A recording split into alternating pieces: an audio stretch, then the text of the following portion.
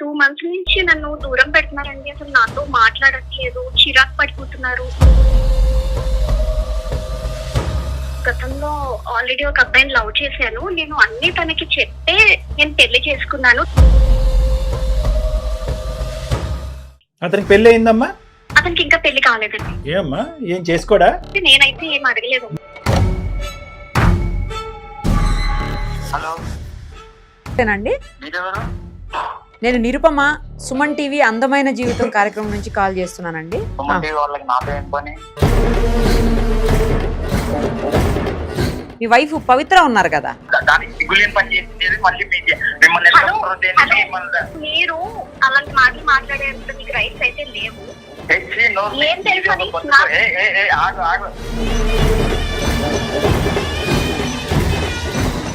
తప్పు చేసిన నువ్వు 10 years నుండి కవర్ చేస్తానే నువ్వు ఇప్పుడు మళ్ళీ దొరికే లోపల విక్టిమ్ కార్డ్ ప్లే చేయడానికి టీవీ వాళ్ళని అప్రోచ్ అవుతావా?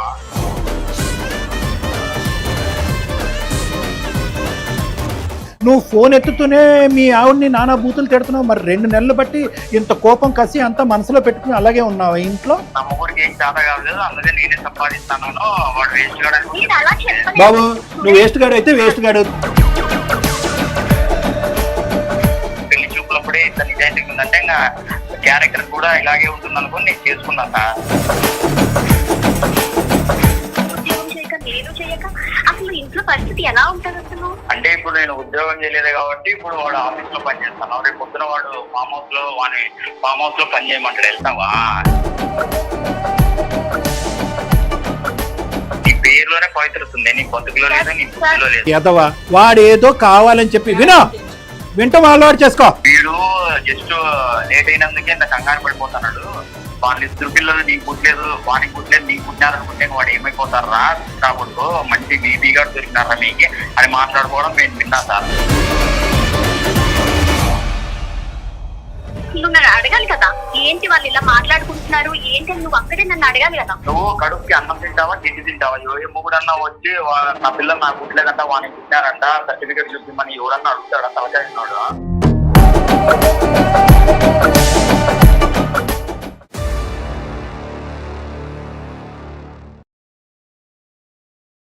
సుమన్ టీవీ అందమైన జీవితం కార్యక్రమానికి స్వాగతం.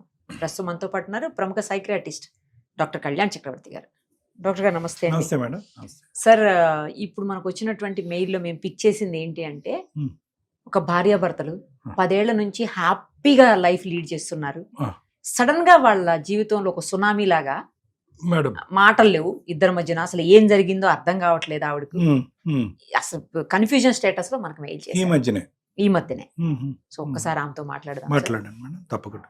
ఆమె పేరు వచ్చేసి పవిత్ర గారు. ఓకే మేడం, ఒకసారి కాల్ చేద్దాం. తప్పకుండా. హలో హలో, అమ్మ పవిత్ర గారేనా? అవునండి, మీరెవరు? నేను నిరుపమ, సుమన్ టీవీ అందమైన జీవితం కార్యక్రమం నుంచి కాల్ చేస్తున్నానమ్మా. మీరు మెయిల్ చేశారు కదా మాకు. అవునండి. మనతో పాటు డాక్టర్ కళ్యాణ్ చక్రవర్తి గారు కూడా ఉన్నారు. అసలు ఏం జరిగింది, ఎందుకు మీ జీవితంలో ఇలాంటి మార్పు వచ్చింది, అవన్నీ డీటెయిల్డ్ గా ఒక్కసారి చెప్తే దానికి పరిష్కార మార్గాన్ని కూడా డాక్టర్ గారు సూచిస్తారమ్మా. నమస్తే పవిత్ర, చెప్పమ్మా. చాలా థ్యాంక్స్ అండి, నా మెయిల్ చూసి రెస్పాండ్ అయినందుకు చాలా థ్యాంక్స్ అండి. పర్లేదమ్మా, చెప్పమ్మా. పెళ్ళయి 10 సంవత్సరాలు అవుతుంది. నాకు 2 పిల్లలండి. అసలు ప్రాబ్లం ఏంటంటే మా హస్బెండ్ ఒక 2 మంత్స్ నుంచి నన్ను దూరం పెడుతున్నారండి. అసలు నాతో మాట్లాడట్లేదు, చిరాకు పడిపోతున్నారు. అసలు ఏం జరిగిందో అడుగుతుంటే అసలు చెప్పట్లేదండి. నాకు చాలా బాధగా అనిపిస్తుంది అసలు. అందుకని మీరు కలుపుతారని చెప్పేసి మీకు కొన్ని వివరాలు చెప్పమ్మా. పెళ్ళైన సందర్భం, అరేంజ్డ్ మ్యారేజా, లవ్ మ్యారేజా, జాయింట్ ఫ్యామిలీయా, న్యూక్లియరా? అరేంజ్డ్ మ్యారేజే. కాకపోతే నేను గతంలో ఆల్రెడీ ఒక అబ్బాయిని లవ్ చేశాను. నేను అన్ని తనకి చెప్తే నేను పెళ్లి చేసుకున్నాను. తను యాక్సెప్ట్ కూడా చేశారు. మీ ప్రేమ విరిగిపోవటానికి ఈ పెళ్లి జరగటానికి మధ్యలో ఎంత వ్యవధి ఉంది? ఒక 3 నెలలు అండి. Right, okay. సో ఇదంతా ఎప్పుడు చెప్పారు మీ వారికి? మీరు ముందే చెప్పాను అంటే పెళ్లికి ముందే మీరు మాట్లాడుకున్నప్పుడు అమ్మా? మాకు పెళ్లి చూపులు జరిగే టైంలోనే ఆల్రెడీ మొత్తం తనతో నేను కొంచెం పర్సనల్ గా మాట్లాడి మొత్తం నా స్టోరీ అంతా ఇలా చెప్పాను. సో ఆయన కూడా యాక్సెప్ట్ చేశారండి. యాక్సెప్ట్ చేశారు. చేసిన తర్వాత ఓకే, మేము 10 years లో మాకు ఒక్క ప్రాబ్లం కూడా లేదు, మాకు 2 పిల్లలు. సో చాలా బాగా ఉన్నామండి. కానీ ఇప్పుడే సడన్ గా ఎందుకు ఒక 2 నెలల నుంచి ఆయన అసలు నాతో సరిగ్గా ఉండట్లేదు. ఏమైంది? ఊరికే చిరాకు పడిపోతున్నారు. ఏం చేస్తూ ఉంటారా అతను? ప్రెసెంట్ అయితే నేనే జాబ్ చేస్తున్నానండి. ఆయన ఖాళీగానే ఉంటున్నారు. అదేంటమ్మా? కొంచెం కరోనాలో చిన్న ప్రాబ్లం రావడం వల్ల తన జాబ్ చిన్న ఇష్యూలో ఉంది. సో తన ఇంట్లోనే ఉంటున్నారు. మీరేంటమ్మా చేసేది? నేను సాఫ్ట్వేర్ అండి. మరి ఐటీ జాబ్ చేస్తున్నారు, మరి సరిపోతుందా మనీ ఇంటి పిల్లల చదువుల గురించి కానీ ఇలాంటి వాటికి? అంటే సరిపోదు, కానీ తప్పదు కదండి జాబ్ చేయాలి అని Right, చెప్పి right, ఇంకా right. నేనే పిల్లలు చూసుకుంటూ మరి ఆయన ఏదైనా ఎందుకు చేయాలని చూసుకోవచ్చు కదా? చేస్తున్నాను. పవిత్ర గారు, మరి మేడం మీ హస్బెండ్ ఎందుకు చూసుకోవచ్చు కదా, జాబ్ దొరుకుతది కదా, ఆయన ఎడ్యుకేటెడ్. అంతకుముందు ఏం జాబ్ చేశారు వాళ్ళు ఆయన? ఆయన కూడా సాఫ్ట్వేరేనండి. మరి సాఫ్ట్వేర్ దొరుకుతాయి కదా ఈజీగానే, ఎందుకు చేసుకోవట్లేదు? అంటే ఎందుకు చూడట్లేదు ఆయన? అంటే యాక్చువల్లీ తను కొన్ని జాబ్స్ అయితే చూసుకున్నారండి. తనకి అసలు నచ్చక వదిలేశారు. బిజినెస్ చేసుకుందామనే ఐడియాలోని తను చూసుకోవట్లేదు. కొన్ని బిజినెస్ కూడా పెట్టారు, కానీ లాస్ లో నడుస్తుందని చెప్పేసి అవి కూడా వదిలేసి ఖాళీగా ఉంటున్నారండి. కాదమ్మా, అంటే మనిషి వ్యక్తిత్వం ఎలాంటిదమ్మా? మంచి వ్యక్తి అని అతను అంటే? తను చాలా మంచి వాళ్ళండి. నాతో కూడా అసలు ఇప్పటి వరకు ఒక ప్రాబ్లం కూడా లేదు. ఇప్పటి వరకు కూడా అసలు ప్రాబ్లం లేదు. చాలా బాగా ఉన్నాం. ఒక 2 నెలల నుంచి కొంచెం అసలు మాట్లాడట్లేదు. అసలు ఏం జరిగింది అని నేను అడుగుతున్నాను. అసలు ఆయన ఏం చెప్పట్లేదు. ఇద్దరి మధ్యన గొడవ అవటం గానీ? గొడవ లేదండి, సడన్ గా మానేశారు మాట్లాడడం. సో ఇదేమి over a period of time మాటలలో తగ్గటం కాదు, కానీ ఒకనొక సందర్భంలో ఒక రోజు కట్ అయిపోయింది కమ్యూనికేషన్. అవునండి, సడన్ గానే. నేను ఈవినింగ్ ఆఫీస్ నుంచి వచ్చాను ఒక 2 months బ్యాక్. అప్పటి నుంచి ఎందుకు చాలా డల్ గా కనిపించారు ఒక రోజంతా. నేను ఎందుకు డల్ గా ఉన్నారు అని చెప్పేసి అడిగాను. అప్పటి నుంచి కూడా అస్సలు మాట్లాడడం లేదు. ఇది కాకుండా ఇంకేమన్నా ఉందమ్మా? అంటే మిగతా అన్ని అంశాల్లో మీతో హ్యాపీయే కదా అతను? పిల్లల్ని చూసుకోవటం, వంట వార్పు, ఇల్లు పని, ఇంటి పని చేయటం, ఇవన్నీ కూడా అవన్నీ మీరే చూసుకుంటారా? అతను ఏమైనా హెల్ప్ చేస్తూ ఉంటాడా? ఖాళీగానే ఉన్నాడు? హెల్ప్ చేస్తారండి. ఇద్దరం కలిపే ఇంట్లో వర్క్స్ అన్ని ఇద్దరం కలిపే చేసుకుంటాము. కానీ ఆ చేసే టైంలో కూడా నాతో మాట్లాడడం లేదు. మీకేమన్నా మీ పాస్ట్ గురించి మళ్ళీ ఆ అబ్బాయితో, ఆ పాస్ట్ కి సంబంధించినటువంటి అబ్బాయితో మీరు ఈ మధ్యకాలంలో మళ్ళీ ఏమైనా మాట్లాడటం, మెసేజ్ పంపించడం ఇలా ఏమైనా జరిగినాయా? లేదా అతను గాని పంపించడం మీకు? లేదంటే అతను అటు నుంచి గానీ? యాక్చువల్లీ చెప్పాలంటే నేను ఎక్కడైతే వర్క్ చేస్తున్నానో అతను కూడా అక్కడే వర్క్ చేస్తున్నారు. కానీ ఆ విషయం అయితే మా హస్బెండ్ కి అయితే తెలియదండి. చెప్పేంత అవకాశం కూడా లేదు. నేను తనతో అసలు కాంటాక్ట్ లో కూడా లేను. సో అబ్బాయి ఎలాగమ్మా అంత కోఇన్సిడెన్స్ ఎలా అయిందమ్మా? ఒకే కంపెనీలో ఎంతకాలం బట్టి మీరిద్దరు అదే కంపెనీలో ఉన్నారు? ఒక 1 year నుంచి తను అదే కంపెనీలో వర్క్ చేస్తున్నారు. నేను ఆల్రెడీ మా హెచ్ఆర్ కి చెప్పాను వేరే దగ్గర కొంచెం షిఫ్ట్ చేయమని చెప్పేసి. ఆమె కూడా చూస్తానని చెప్పారు. నాకు ఇబ్బందిగా అవుతుంది అని చెప్పి. ఒకే కంపెనీయా, ఒకే టీమా అమ్మా? ఒకే టీం కాదండి, ఒకే కంపెనీ. కాకపోతే ఎదురు పడతారు అంతే.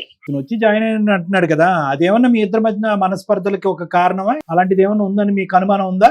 అసలు లేదండి. అసలు ఎందుకు నేను ఆ మాట అన్నాను అంటే కనుక, ఇప్పటి వరకు మీరు చెప్పినటువంటి అన్ని పాయింట్స్ లో సవ్యంగా, సానుకూలంగా, సంతోషంగా గడిచినటువంటి ఈ ప్రయాణంలో ఒక 10 సంవత్సరాల పాటు మీ పెళ్ళిలో ఇప్పటికొచ్చి ఏ ప్రాబ్లము లేదు. ఓన్లీ ప్రాబ్లం ఏంటంటే కరోనా టైంలో మీ భర్త గారు ఉద్యోగం పోగొట్టుకోవటం, అక్కడి నుంచి ఖాళీగా ఉండటం, ఈ వ్యాపారం ఆ వ్యాపారం చెప్పటం, ఏది కలిసి రాకపోవటం, కేవలం ఒక 2 months బట్టే అతను మీతో దూరంగా ఉండటం, మాట్లాడకపోవటం అనేటటువంటి జరిగింది.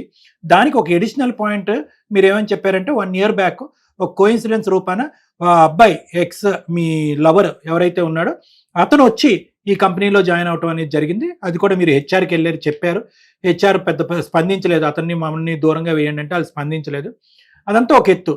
కానీ ఈ అంశం ఇప్పటి వరకు మీ వారికైతే మీరు చెప్పలేదు.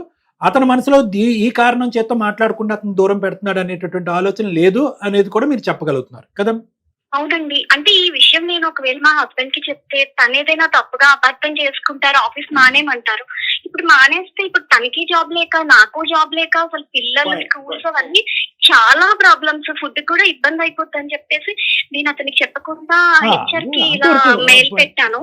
అది కూడా అది పాయింటేనమ్మా, అది పాయింటే. కానీ నేను ఏమైనా అంటున్నానంటే మీరు చెప్పటం వల్ల వచ్చేటటువంటి సమస్య ఒకటి అని అనుకుంటే, మీరు చెప్పకపోగా వేరే చోట నుంచి వచ్చి అతనికి తెలిస్తే కనుక అది ఇంకో సమస్య అనేది కూడా మీరు అంటే 2 సమస్యలే, కానీ అది పెద్ద సమస్య అవుతుందేమో అనేది మీరు ఒకసారి గమనంలో పెట్టుకోండి. ఇది ఒకటి. రెండో ప్రశ్న, అతనికి పెళ్లి అయిందమ్మా? అతనికి ఇంకా పెళ్లి కాలేదండి. ఏమమ్మా, ఏం చేసుకోడా? నేనైతే ఏం అడగలేదండి. అసలు అసలు ఎందుకు మాట్లాడట్లేదు, రైట్. నువ్వు ఇలా తప్పు చేసావు ఏంటి, అసలు ఏదైనా చెప్పాలి Right. కదండి. నేను తెలుసుకోవాలనుకుంటున్నాను, అందుకే తను నా కాల్స్ అసలు ఆన్సర్ చేయట్లేదు. మరి ఫోన్ కలుపుతారా ఒకసారి అతనికి మాట్లాడదాం. తను నా కాల్స్ లిఫ్ట్ చేయట్లేదండి. కాల్స్ కూడా లిఫ్ట్ చేయట్లేదా? లిఫ్ట్ చేయట్లేదు. మరి ఈ 2 months బట్టి పిల్లల్ని పెంచే విధానంలో రకరకాల మాటలు వస్తాయి, అవి కూడా మాట్లాడుకోవట్లేదమ్మా మీరు?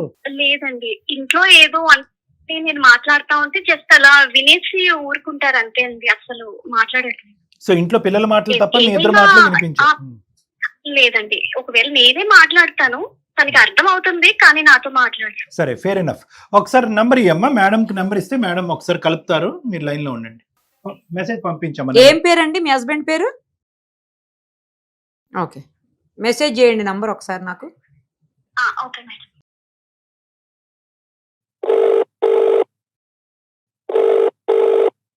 హలో హలో, అండి, మీరెవరు? నేను నిరుపమ, సుమన్ టీవీ అందమైన జీవితం కార్యక్రమం నుంచి కాల్ చేస్తున్నానండి. సుమన్ టీవీనా? సుమన్ టీవీ వాళ్ళకి నాతో ఏం పని? యాక్చువల్లీ మీతో ఏం పని లేదు, కానీ మీ వైఫ్ పవిత్ర ఉన్నారు కదా, అసలు ఫోన్ ఎందుకు చేశారో చెప్పండి ఫస్ట్. అదే మీ వైఫ్ మాకు మెయిల్ చేశారు, మీ ఇద్దరి మధ్యన ఏదో ప్రాబ్లం ఉంది, సాల్వ్ చేయమని చెప్పేసి. మనతో పాటు డాక్టర్ కళ్యాణ్ చక్రవర్తి గారు కూడా ఉన్నారు, సైక్రాటిస్ట్ ఆయన. స్టేట్ మొత్తం తెలియాలనా? దాని తెలియదు, దానికి సిగ్గులేని పని చేసింది మళ్ళీ మిమ్మల్ని హలో, హలో. మిమ్మల్ని మీరు అలాంటి మాటలు మాట్లాడేంత మీకు రైట్స్ అయితే లేవు. ఏం తెలుసని హలో, పేరులో ఉంది కానీ పవిత్ర నీ బుద్ధిలో లేదు, నీ బతుకులో లేదు. మ్యాటర్ ఏంటో చెప్పకుండా అలా చేయడం మంచి పద్ధతి కాదు. ఏంటి నా గురించి నీకు తెలీదా? తప్పు చేసిన నువ్వు 10 years నుండి కవర్ చేస్తాను నువ్వు, ఇప్పుడు మళ్ళీ దొరికే లోపల విక్టిమ్ కార్డ్ ప్లే చేయడానికి టీవీ వాళ్ళని అప్రోచ్ అవుతావా? 10 సంవత్సరాల పాటు సవ్యంగా జరుగుతున్నటువంటి ఒక బంధంలో 2 నెలలు బట్టి మా ఆయన నాతో కంప్లీట్ గా మాట్లాడకుండా మానేశాడండి, నాకు అర్థం కావట్లేదు అనే ప్రశ్నతో మీ ఆవిడ మా దగ్గరకు వచ్చింది. నువ్వు ఫోన్ ఎత్తుతూనే మీ ఆవిడని నానా బూతులు తిడుతున్నావు, మరి 2 నెలలు బట్టి ఇంత కోపం కసి అంతా మనసులో పెట్టుకుని అలాగే ఉన్నావు ఇంట్లో? అసలు ఏం జరిగింది? నీ వర్జన్ అనేటటువంటిది మేము వినకుండా మేము ఎటువంటి నిర్ణయం తీసుకోము. ఆ అమ్మాయి తరపున మేమేదో వకాలతో పుచ్చుకుని నీ మీద అటాక్ చేయడానికి మేము రాలేదు. ఆ అమ్మాయి ఎంత ఇంపార్టెంట్, నువ్వు అంత ఇంపార్టెంట్, మీ ఇద్దరికి పుట్టినటువంటి 2 పిల్లల యొక్క భవిష్యత్తు కూడా అంతే ఇంపార్టెంట్. నువ్వు చెప్పాలనుకున్నా చెప్పయ్యా స్వామి, ఏం జరిగింది? అంటే సార్, ఇప్పుడు నా వర్షం చెప్పాలా లేకుంటే జరిగిందే చెప్పాలా? అంతా చెప్పు, నీ వర్జను చెప్పు, జరిగింది జరిగింది చెప్పు, చెప్పు, వాస్తవం మొత్తం చెప్పు. నేను నా వర్షం చెప్తా సార్, మీరు ఫైనల్ గా జరగలేదా జరిగిందా అనేది మీరు మేము చేసుకుంటాం. మాకు ఉండేటటువంటి పద్ధతులు ఏది మా నిజం, source అబద్ధం అనేది మాకు మాకు ఉంటుందిలే. ఉంటది, అదంతా పక్కన పెట్టు. నువ్వు చెప్పేం జరిగింది? అంటే నా మొగుడికి ఏం చేత కాలేదు, అందుకే నేనే సంపాదిస్తాను, వాడు వేస్ట్ మీరు అలా కావడానికి. చెప్పలేదు. బాబు, నువ్వు వేస్ట్ గాడు అయితే వేస్ట్ గాడు, తనైతే చెప్పలేదు. నువ్వు మెడకేకేస్తే తలకేకేస్తే ఇలాంటి పనులు చేయదు అది. ఏం చేసింది అది చెప్పాలే కదా. పాయింట్ చెప్పకుండా అంటే ఏం చెప్పగానే మీరు నాకు కాంటాక్ట్ అయినారా? నీతో అబద్ధం ఏం ఆడవలసిన జరగలేదని చెప్తోంది. నీతో అబద్ధం ఆడవలసిన అవసరం ఏమీ లేదు మాకు. ఆ అమ్మాయి మాకేదో న్యూట్రల్ గా నా ప్రాబ్లం చెప్తా వినండి. చెప్పండి. ఆ మాది అరేంజ్డ్ మ్యారేజ్ సార్. అవును. అది పెళ్లి చేసుకున్నప్పుడు ఇంకా చదువుకుండేది. నాతో ఏమని చెప్పింది, మంచి సంబంధం అని పెళ్లి చేస్తానండి, లవ్ అయిపోయి అయింది కానీ ఇప్పుడు లేదు, బ్రేకప్ అయ్యి 6 months అయిందా అని చెప్పింది నాకు. అది బ్రేకప్ అయిందో లేదో కూడా నాకు మనకు తెలియదు. తెలియదు. ఓకే. నిజాయితీగా చెప్పే లోపల నేను నమ్మిన. అబ్బా, పెళ్లి చూపులప్పుడే ఇంత నిజాయితీగా ఉందంటే ఇంకా క్యారెక్టర్ కూడా ఇలాగే ఉంటుంది అనుకుని నేను చేసుకున్నా సార్. 10 years నుండి బాగా గడుస్తుంది. నేను కూడా ఏ విషయాలు ఏం పట్టించుకోలేదు. నాకు కూడా ఏదో ఓన్ గా బిజినెస్ చేసుకుందామని జాబులు మానేసాను నేను. ఎందుకంటే ఒకరి కింద పని చేసే మెంటాలిటీ కాదు నాది. ఓన్ గా ఇది అవుతామని నేను ట్రై చేశాను, ఫెయిల్యూర్ అయినాను, వదిలేశాను. ఇప్పుడు ఏదో కొత్త ఓన్ గా స్టార్ట్ చేద్దామని దాని ఆ ప్రాసెస్ లో ఉన్నాగా ఆఫీస్ పోయినప్పుడు నాకు ఒక భరించలేని నిజం తెలిసింది. అంటే దాని క్యారెక్టర్ ఏందనే నాకు తెలిసింది సార్. అది ఏమనేది చెప్తాను. ఆ తర్వాత మీరే పెద్దలు కదా, మీరే ఏం చెప్తారో చెప్పండి. సరే చెప్పు, పెద్దలం కదా చెప్పు. అది నేను ఆఫీస్కి వెళ్ళినప్పుడు నేను ఏదో ఫ్రెష్ అప్ అవుదామని, అది ఇంకా రావడానికి టైం పడుతుందంటే నేను వాష్రూమ్కి వెళ్ళి ఫ్రెష్ అప్ అయ్యేటప్పుడు వాష్రూమ్ దగ్గర అది దాని ఎట్లా చెప్పాలో నాకు చాలా ఇబ్బందిగా ఉంది సార్. కానీ చెప్పాలి పరిస్థితి కాబట్టి చెప్పేస్తున్నాను. చెప్పడానికి రావడం లేదు సార్ అది చేసిన పని. అది వాళ్ళ బాయ్ ఫ్రెండ్ అప్పుడెప్పుడో లవ్ బ్రేకప్ అనేది. ఇప్పుడు వాడు ఆఫీస్ లో ఉన్నాడు. వాడు వాడి ఫ్రెండ్ మాట్లాడుకోవడం నేను విన్నాను. వాడు ఏమంటున్నాడంటే, వీడు జస్ట్ లేట్ అయినందుకే ఇంత కంగారు పడిపోతున్నాడు, వాళ్ళిద్దరు పిల్లలు నీకు పుట్టలేదు, వానికి పుట్టలేదు, నీకు పుట్టినారనుకుంటే వాడు ఏమైపోతారా నా కొడుకు, మంచి బీపీ గారు దొరికినారా మీకు అని మాట్లాడుకోవడం నేను విన్నా సార్. అదే ఆఫీస్ లో మా ఫ్రెండ్ ఉన్నాడు, మా ఫ్రెండ్ ద్వారా కనుక్కుంటే తెలిసింది ఏంటంటే వాడు ఆఫీస్ లో 1 year నుండి వర్క్ చేస్తున్నాడంట, సేమ్ ప్రాజెక్ట్ మీద వర్క్ చేస్తున్నాను నాకు తెలిసింది. ఇది నాతో చెప్పాలా కదా, అప్పుడు బ్రేకప్ విషయం చెప్పిండేది 10 years ముందు. 1 year జాయిన్ అయినప్పుడు ఎందుకు చెప్పలే, 1 year నుండి ఎందుకు దాచిపెట్టింది అంటే వీడు కనుక్కోలేదులే, లేదంటే నేను ఆల్రెడీ పెళ్లి చూపులు చెప్పేస్తాను, ఇంకా నేను ఏం చేసినా నిజాయితీ పత్రాలనే సర్టిఫికేట్ తో బతికేచ్చని తనకు తెలియదు సార్. అందుకనే ముందుగానే అది ముందు పెళ్ళప్పుడు ప్లానింగ్ లేకుంటే రీసెంట్ గా ఏమన్నా పాత విషయాలు గుర్తుకొచ్చి స్వీట్ మెమరీస్ అట్ సైడ్ మళ్ళీ నన్ను ఇది చేసిందో నాకు తెలియదు, కానీ అదైతే నాకు వద్దు సార్. మీ భార్య పేరు ప్రస్తావన వచ్చింది అక్కడ? సార్ వచ్చింది, నేను వాష్రూమ్ పోయేటప్పుడు వాడు అన్నాడు మళ్ళీ నువ్వు ఆఫీస్ లో జాయిన్ అవ్వని తెలిస్తే ఎంగేమైపోతారా అని వాళ్ళు మాట్లాడుకోవడం నేను విన్నాను, నాకు అన్ని తెలుసు. అందుకే ఆ రోజు నుండి దాని ముఖం చుడుకుది కాదు. సరే సరే, మళ్ళీ అది రిపీట్ చేయకు, కానీ ఎందుకు అలా పదే పదే రిపీట్ చేస్తావు? కానీ విను, సరిగా విను నువ్వు మాట. మేము అడిగేదానికి ప్రశ్నకి సమాధానం చెప్పు, రిపీట్ చేసినంత మాత్రానే ఏం కాదు. ఇప్పుడు అందులో ఉన్నటువంటి మగాళ్ళు ఒక మగాడు ఎవరైతే ఉన్నారో ఒక ఎక్స్ బాయ్ ఫ్రెండ్, ఇన్ని సంవత్సరాలు 10 సంవత్సరాల నుంచి నాతో కాపురం చేస్తున్నావు కదా, ఇన్ని సంవత్సరాల నుంచి నన్ను ఇదే నన్ను అర్థం చేసుకున్నది. ఉద్యోగం అంటున్నావు కదా, ఇప్పుడు సడన్ గా ఎవరో వచ్చి జాయిన్ అయ్యారని చెప్పి నేను ఎందుకు జాబ్ మానేయాలి? జాబ్ మానేస్తే మన పరిస్థితి ఏంటి? నువ్వు ఉద్యోగం చేయక నేను చేయక అసలు ఇంట్లో పరిస్థితి ఎలా ఉంటది అసలు? అంటే ఇప్పుడు నేను ఉద్యోగం చేయలేదు కాబట్టి ఇప్పుడు వాడు ఆఫీస్ లో పని చేస్తాను, రేపు పొద్దున వాడు ఫామ్ హౌస్ లో పని చేయమంటాడు, వెళ్తావా? వెళ్తాంటే కదా. నేను ఉద్యోగం చేయడానికి అతనికి అసలు సంబంధం ఏంటి? నువ్వెవరు చెప్పడానికి అసలు? నాకు అవన్నీ వద్దు. బేసిక్ క్వశ్చన్ ఒకటి అడుగుతా, నువ్వు వాడు 1 year నుండి నీ ఆఫీస్ లో పని చేస్తా అంటే నాకు ఎందుకు చెప్పలేదు? అదొక్కటి చాలు. ఆ విషయం దాచిపెట్టినావంటే మిగతా ఎన్ని విషయాలు దాచిపెట్టింటావో ఆడే అర్థమైపోతుంది. చెప్పేది విను, నేను దాచిపెట్టడం అయితే నిజమే, కానీ నీకు చెప్తే నువ్వు వెంటనే ఉద్యోగం మానేమంటావు. ఉద్యోగం మానేస్తే అసలు ఎలా ఉంటుంది చెప్పిన పరిస్థితి ఏంటి? పిల్లలు ఉన్నారు, స్కూల్స్ అన్ని ఉన్నాయి కదా, అన్ని అర్థం చేసుకొని నేను అసలు నీకు చెప్పలేదు. నేను ఆల్రెడీ HR కి మెయిల్ పెట్టుకున్నాను, నేను ఆల్రెడీ నాకు వేరే దగ్గర ఆల్రెడీ షిఫ్ట్ చేయమని చెప్పేసి నేను అడిగాను. కావాలంటే ఒకసారి మా HR ని వెళ్ళి అడుగు. అన్ని వదిలిపెట్టండి. ఇప్పుడు పిల్లలు వాడు అంత కరాకండి చెప్తున్నాడు, నీకు పుట్టలేదంటే ఏమైపోతారా అని. ఎట్లా తెలుస్తాయి వానికి? హలో, ఎవరు చెప్పారు నీకు? నీకు ఎవరు చెప్పారు? చెప్తాడు. ఎక్స్లా వాళ్ళతో మాట్లాడటం విన్నాను నేను. ఏం విన్నావు చెప్పు. వాడు లేట్ అయినందుకే అంత ఇదైపోతుంటే ఆ 2 పిల్లలు వానికి పుట్టలేదు నీకు పుట్టినారంటే వాడు ఏమైపోతారు అని మాట్లాడుకోవడం మన చెవులతో విన్నాను. నువ్వు అడగాలి కదా, ఏంటి వాళ్ళు ఇలా మాట్లాడుకుంటున్నారు ఏంటి అని నువ్వు అక్కడే నన్ను అడగాలి కదా. ఆ పార్టీ జరుగుతున్నప్పుడు అడగాలి కదా. నువ్వు కడుపుకి అన్నం తింటావా గిడ్డి తింటావా? ఏ మొగుడన్నా వచ్చి నా పిల్లలు నాకు పుట్టలేదంట వానికి పుట్టినారంట సర్టిఫికేట్ చూపిమని ఎవరన్నా అడుగుతాడా? తలకాయ ఉన్నాడు అడుగుతాడా? DNA టెస్ట్ చేపిస్తే ఇద్దరికి డౌట్ క్లియర్ అయింది. ఇన్ని సంవత్సరాల్లో నీకు ఎక్కడైనా ఒక్కసారైనా డౌట్ వచ్చిందా? నువ్వు మా ఆఫీస్ కు వచ్చావు కాబట్టి నువ్వు ఇలా మాట్లాడుతున్నావు. ఇన్ని సంవత్సరాల్లో నీకు రాలేంది ఎవరు? అమ్మా ఒకసారి పవిత్ర నేను ఒక 2 ప్రశ్నలు నిన్ను అడుగుతానమ్మా. మరి వాళ్ళిద్దరూ అంతలా మాట్లాడుకునే చనువు ఉందమ్మా ఆఫీస్ లో? లేదా నీ గురించి కాదు వేరే ఎవరి గురించో మాట్లాడుతున్నారా? అసలు అతను ప్రత్యేకంగా అంటున్నాడు, ఇప్పుడు వచ్చి ఎప్పుడు అతను అనుమానం పడలేదు, ఇటువంటి పరిస్థితి ఎప్పుడు కూడా మీ ఇంట్లో రాలేదు, ఇది ఫస్ట్ టైం అతను అంటున్నాడు. బహుశా అతను చూసింది విన్నదే చెప్తున్నాడు. అసలు ఆ స్థాయిలో వాళ్ళు ఒకిద్దరు, ఒక నీ ఎక్స్ లవరు ప్లస్ ఇంకొక పరాయి వ్యక్తి నీ గురించి అంత అసభ్యకరంగా మాట్లాడుకునేటటువంటి పరిస్థితి మీ ఆఫీస్ లో ఉందా? నాకు అదే అర్థం కావట్లేదు సార్. నేను ఆఫీస్ లో కూడా అందరితో చాలా గౌరవంగా ఉంటాను. అసలు ఎవరితో కూడా నాతో ఎవరు ఇలాంటి టాపిక్స్ అయితే ఎవరు షేర్ చేయలేదు, మాట్లాడలేదు కూడా నాతో. సడన్ గా మరి మా హస్బెండ్ వచ్చిన తర్వాత వాళ్ళు ఎందుకు అలా మాట్లాడారో నాకు అర్థం కావట్లేదు. ఇప్పుడు మీరు అతనితో మాట్లాడిన తర్వాతనే ఇలా పార్టీలో ఇలా జరిగిందని ఇప్పుడు మీతో చెప్తున్నారు. పవిత్ర మరి ఇది లెక్క ఎలా తేలుతుంది? ఇప్పుడు లెక్క ఎలా తేలుతుంది? ఇప్పుడు ఇది లెక్క ఓకే, నీ వరకు నువ్వు చాలా పవిత్ర అనే పేరు పెట్టుకున్నట్టు కానీ నువ్వు చాలా పవిత్రంగా ఉన్నావు. నీ మనస్తత్వంలో, నీ ఆలోచన, నీ వ్యవహార శైలిలో ఎక్కడ కూడా ఎటువంటి తప్పు లేదు. చక్కగా 2 పిల్లలు మీ ఇద్దరు కన్నారు.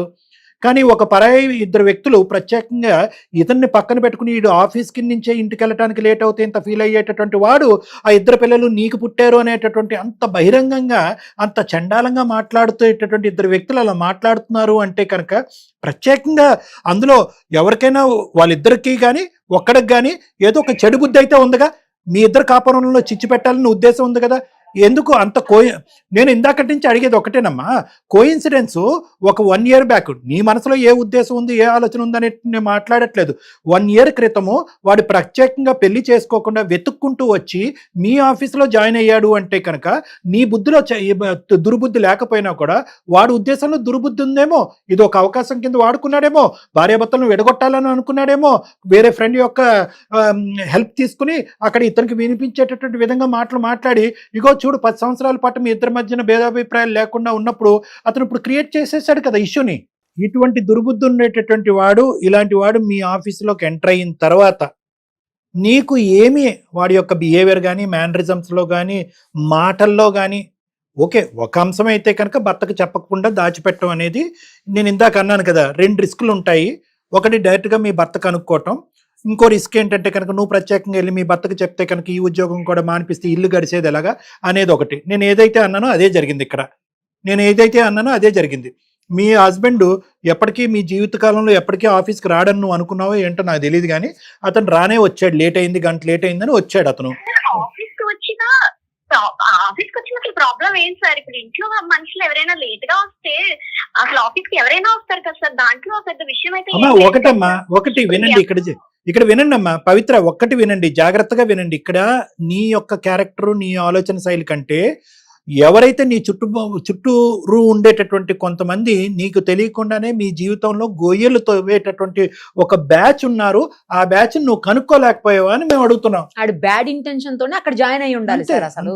అంతే మేడం, అది ఈ అమ్మాయికి ముందే పసిగట్టి ఐదర్ మీ భర్త కన్నా కూడా వాడు ఇక్కడ చేరాడండి, వాడి ఉద్దేశం ఇలా ఉందని ముందే చెప్పాలి. చెప్పుంటే కనుక అది ఇక్కడి వరకు వచ్చుండేది కాదు. కానీ ప్రత్యక్షంగా వచ్చి మీ హస్బెండ్ అక్కడొచ్చి ఆయన చూసేటప్పటికి చూసిన మొదటిసారే ఇటువంటి సందర్భం, ఇటువంటి మాటలు అతను చెవుని వినేటప్పటికీ అతను రియాక్ట్ అవటంలో ఎటువంటి తప్పు లేదు. మా ఆయన ప్రత్యేకంగా పని కట్టుకుని అబద్ధాలు ఆడుతున్నాడా? సార్ రియాక్ట్ అవ్వచ్చు సార్, కానీ ఎవరో వచ్చి చెప్తే అసలు ఎందుకు విన్నాను సార్? అతను ఆయన ఒక 10 సంవత్సరాల నుంచి ఉంటున్నాను కదా, కనీసం నాతోనే ఒక్క మాట అయినా చెప్పాలి కదా, ఏంటి నిజమే అబద్ధమా ఏదో ఒక విషయం నాతో చెప్పాలి కదా సార్. అతను నువ్వు చెప్పావా అతను వచ్చి మీ ఆఫీస్ లో జాయిన్ అయ్యాడని? నాతో ఒక మాట చెప్పాలా, ప్రతిసారి ఒక మాట లూప్ వేస్తావు. నువ్వు కూడా నాతో ఒక మాట చెప్పాలా కదా. 1 year నుంచి ఒక మాట చెప్పలేదు కదా. లేదో నీకు తెలియదు కదా, ఒక మాట అయితే చెప్పాలా కదా. ఆ తర్వాత కదా ఆ వ్యక్తికి నాకు సంబంధం లేనప్పుడు తను మా ఆఫీస్ లో వర్క్ చేస్తున్నాడు అని స్పెషల్ గా నేను మీకు ఏం చెప్పాలి? వాడు ఎవడైతే అనుకున్నాడో వాడు ఒక ఎజెండా ప్రకారమే వచ్చి మీ ఆఫీస్ లో జాయిన్ అయ్యాడు. నువ్వేంటంటే తెలివి తక్కువగా ఆడి దారి ఆడిది, నా దారి నాది, ఇది గత ప్రేమ కదా, ప్రస్తుతం ప్రేమ కథ కాదు కదా, నా భర్త ఉన్నాడు కదా అని చెప్పి గుడ్డిగా నమ్మి నువ్వు అక్కడ నేనేం మందలించట్లేదు, తిట్టట్లేదు, కానీ ముందస్తూ వచ్చేటటువంటి సమస్యకి ముందుగానే జాగ్రత్త చేసుకుంటే కనుక బాగుండేదేమో అని నా అభిప్రాయం. ఏమండి అలా వాడు వచ్చాడండి, ఇదేం కోఇన్సిడెన్స్ అండి, మీకు ఇష్టమైతే నేను ఇక్కడ ఉంటానండి, కష్టమైతే వేరే చోటుకి వెళ్తానండి అని ఏదన్నా ఆ పద్ధతిలో మాట్లాడుంటే ఈ పరిస్థితి వచ్చుండేది కాదని నా అభిప్రాయం.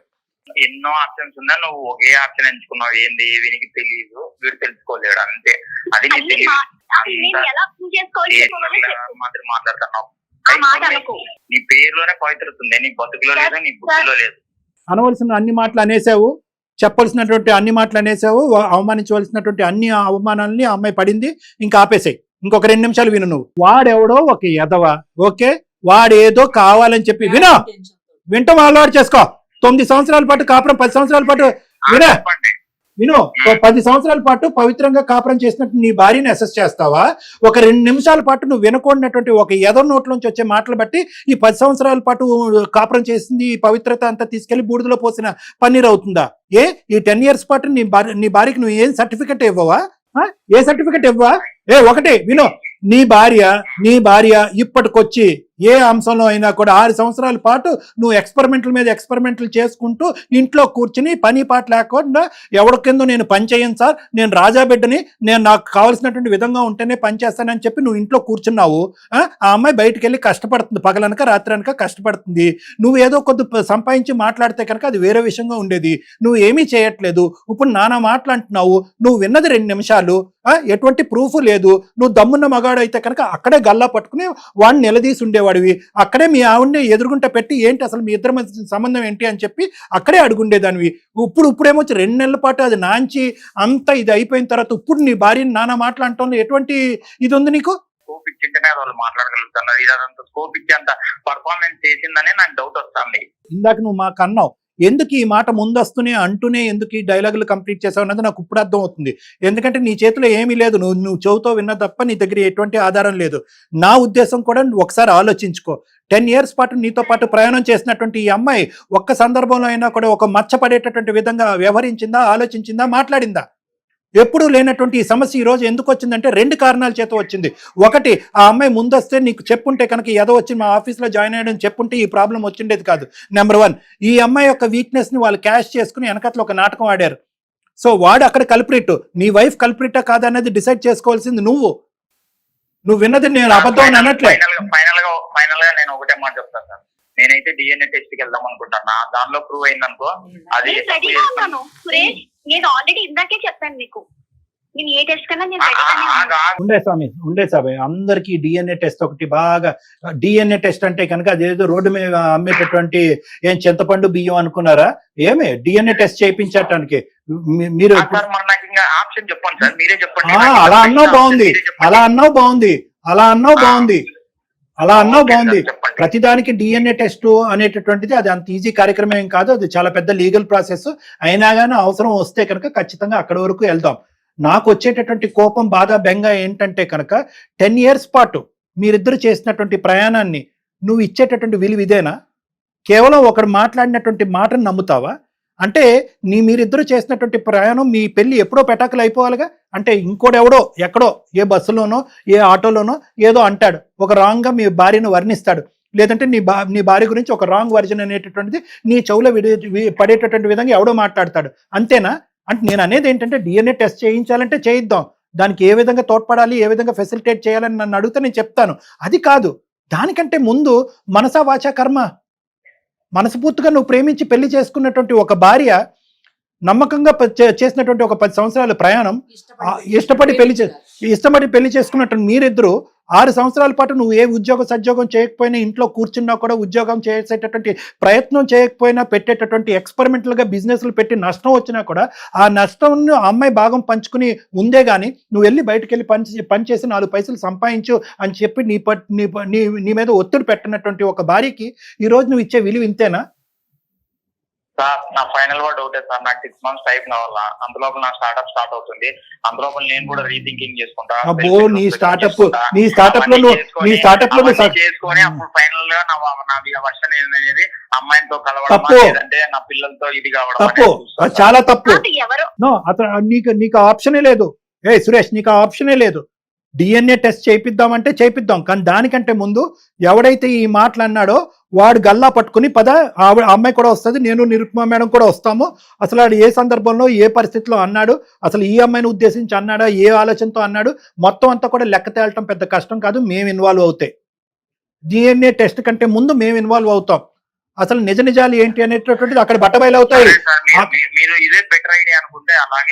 ఆ అమ్మాయి కూడా ఒక మాట అంది, ఏమంది నీ భార్య? ఏమండి దేనికైనా, ఏ టెస్ట్ కైనా, ఏ ఇన్వెస్టిగేషన్ కైనా, ఎటువంటి పరీక్షకైనా నేను మెంటల్ గా ప్రిపేర్ గానే ఉన్నాను, మీదే లేటు అని అంది. నువ్వు దానికి ఇచ్చినటువంటి ఆప్షన్ ఏంటంటే డిఎన్ఏ టెస్ట్. కానీ అది నేనేమనుకుంటున్నానంటే ఎథికల్ గా, మోరల్ గా, మానవతా దృక్పథంలో అది మంచి ఆలోచన కాదు. భార్యాభర్తల మధ్యన టెస్టులు అనేటటువంటిది బంధాన్ని ఏర్పరచవు. భార్యాభర్తల మధ్యన నమ్మకం అనేటటువంటిది ఉంటుంది, ప్రేమ ఆప్యాయతలని ఉంటుంది, గతం అనేటటువంటిది చరిత్ర మీ ఇద్దరి యొక్క బంధం గురించి మాట్లాడుతుంది. ఒక పనికిరానోడు ఒక 4 మాటలు, నీకే కాదు ఈ ప్రోగ్రామ్ చూసేటటువంటి వాళ్ళందరికీ కూడా చెప్తున్నాను, ఎవరో ఏదో మాట్లాడుకుంటారు, రోడ్డు మీద ఎన్నో కుక్కలు మరుగుతూ ఉంటాయి. దమ్ముంటే కనుక కుక్క ఎందుకు మరుగుతున్నావు అని చెప్పి అక్కడే లెక్క తేల్చుకోండి. వెనక నుంచి వచ్చి వెన్నుపోట్లు పొడుస్తూ 2 నెలల పాటు లోపల రగిలిపోతూ మండిపోతూ, ఇదే కదా అక్కడ హత్యలు అనే అనవసరమైనటువంటి అనర్థాలకి దారి తీసేటటువంటి అంశం ఇదే కదా. మీరు అక్కడే లెక్క తేల్చుకుని ఉంటే సరిపోయి ఉండేది. పవిత్రాన్ని తీసుకెళ్లి ఫేస్ టు ఫేస్ మాట్లాడుకుంటాం సార్. ఏమ్మా పవిత్ర, నువ్వు దానికి రెడీ అయినా? అతను వస్తాడంట, వాడిని అడుగుతాడంట, అతన్ని అడుగుతాడంట. రెడీ అయినా నువ్వు? మరి ఒకప్పుడు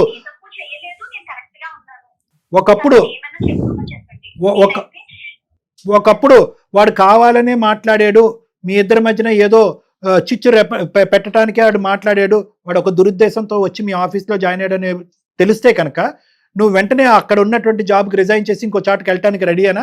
లేదంటే హెచ్ఆర్కి లేదంటే నేనెందుకు నా జీవితాన్ని రిస్క్లో పెట్టాలి అనుకుంటే కనుక జరిగినటువంటి దాని అంతరికి మేము సాక్ష్యంగా ఉంటాము. ఇన్ రైటింగ్ నువ్వు మీ హెచ్ఆర్ వాళ్ళకి రిపోర్ట్ చేయి, వీడు ఇలా అబ్యూస్ చేస్తున్నాడు, ఇలా ప్రాబ్లం క్రియేట్ చేస్తున్నాడు అని నువ్వు రాయి, మేము కూడా దానికి సపోర్టింగ్గా ఉంటాం. వాడిని అక్కడి నుంచి ఉద్యోగంలో తీసేసేటటువంటి విధంగా మనం ప్రయత్నం చేద్దాం. సరే సార్, సపోర్ట్ గా ఉంటుందంటే చెప్తాను. అది అక్కడ కూడా నీకు క్లారిటీ రాలేదు అని అనుకుంటే కనుక నువ్వు అన్నట్టుగా ఏదైతే టెస్ట్ ఉందో దాన్ని కూడా మనం ఫెసిలిటేట్ చేద్దాం. But that should always be the last option. Okay sir, date time fix చేసి ప్రొసీడ్ అవుతాం. అందుకే దయచేసి నువ్వు 6 నెలలు టైం పెట్టాను, స్టార్ట్అప్ పెట్టి సెటప్ పెడతాను, ఇవన్నీ వేరే విషయం. ఫస్ట్ నాకు ముఖ్యమైనటువంటి అంశం ఏంటంటే మీ పర్సనల్ లైఫ్. నువ్వు స్టార్ట్అప్ పెడతావు, బిజినెస్ పెడతావు, ఎంత ఖర్చు పెట్టి ఎంత తగలడతావు అనేది నీ యొక్క ఆలోచన శైలి. దాంట్లోకి నేను జోక్యం చేసుకోవట్లేదు. కానీ ఈడు జోడుగా ఉండటము, ఇద్దరు కలిసిమెలిసి ప్రయాణం చేయటము, మీ స్టార్టప్లో ఆ అమ్మాయి కూడా ఒక భాగస్వామి అవటము, దాని పరంగా ఆ అమ్మాయి హెల్ప్ చేయటము, ఆ అమ్మాయి వచ్చేసేటటువంటి వృత్తిలో మీరు మానసికంగా సపోర్ట్ ఇవ్వటము, ఇద్దరు చక్కగా ఆ పిల్లల్ని చూసుకోవటం అనేది ప్రధానమైన అంశం. అన్నింటికంటే పిల్లలు సార్ ఇంపార్టెంట్. పిల్లలు నలిగిపోతున్నారు 2 నెలలు బట్టి. ఎస్, ఓకేనా? Okay sir. రైట్. ఓకే. ఏమ్మా పవిత్ర గారు ఓకేనా? ఓకే, మీరు మాట్లాడండి. అక్కడ జరిగినటువంటి ఫలితం ఏమైందో ఆడితో మాట్లాడిన తర్వాత ఏం రిజల్ట్ వచ్చిందన్నది మాకు చెప్పండి. దాన్ని బట్టి నెక్స్ట్ స్టెప్స్ ప్రొసీడ్ అవుదాం. Okay, thank you. ఇతనికి ఏంటంటే మేడం, బేసికలీ ఓకే అమ్మాయి చేసింది ఒక తప్పు మేడం. ఏంటంటే what ever it is transparency. వాడెవడో అయితే కనుక అది వేరే విషయం. హీజ్ ఎక్స్ ఆల్రెడీ అతనికి ముందు చెప్పింది. ఇప్పుడు ఎలా అయింది? 50% ఆ అమ్మాయి అప్పుడు చెప్పింది, మిగతా 50% దాచినట్టు అయిపోయింది. అంటే వాడు అసలు ఈ కంపెనీలో జాయిన్ అవ్వకపోయింటే వేరే ఉండేది, అసలు అవసరమే లేదు. ఇక్కడ జాయిన్ అవటము, వాడు ఎందుకు వచ్చాడు అనేది ఎవరికన్నా ఆలోచన వస్తుంది. ఇన్ని 100 కంపెనీల్లో ఎందుకు? సరే కోఇన్సిడెన్స్ అనుకుందాం. ఇటువంటి కోఇన్సిడెన్స్ అయిపోయింది మా ఇంట్లో అని చెప్పి జోక్గా అమ్మాయి భర్తకు చెప్పినా సరిపోయి ఉండేది. అవును, జోక్గా చెప్పినా అట్లీస్ట్ ఫ్యాక్ట్స్ గానే ఉన్నాయి, ఇన్ఫర్మేషన్ ట్రాన్స్పరెంట్ గా ఉన్నదని. అది నెంబర్ 1. నెంబర్ 2 ఏంటంటే కనుక ఇతను విన్నది ఏమి పిచ్చి మాటలు కాదు. వాడు అనే ఉంటాడు, ఈ అమ్మాయిని ఉద్దేశించి అన్నాడో ఏమన్నాడో నాకు తెలియదు కానీ అనే ఉంటాడు. వాడు ఉద్దేశం అనేటటువంటిది ఇప్పుడు వరకు సంవత్సరం టైంలో ఈ అమ్మాయి కనిపెట్టలేకపోయింది. వచ్చినటువంటి 10 నిమిషాల్లో అతను చూసినటువంటి దాంట్లో ఆ ఉద్దేశం కనిపించింది. ఇప్పుడు సో ఆ అమ్మాయి ఒక రిస్క్ ఏరియాలో ఉంది, ఒక డేంజరస్ పర్సన్ ఆ అమ్మాయి చుట్టూనే తిరుగుతున్నాడు. సో కాబట్టి మనం ఇలా డిస్కస్ చేసుకోవటం వల్ల ఏంటంటే వీళ్ళు వెళ్ళి వాడిని ప్రశ్నించటము, వాడిని అక్కడి నుంచి ఉద్యోగంలో రిమూవ్ చేయటము, అప్పుడు వీళ్ళిద్దరూ హ్యాపీగా ప్రయాణం చేయటం అనేది జరుగుతుంది. లేదంటే ఈ అమ్మాయి అక్కడ మానేసి వేరే దగ్గరికి వెళ్ళటం ఏదో సంథింగ్, అది రిస్క్ అని అంటుంది. కాబట్టి థ్యాంక్ యూ సో మచ్.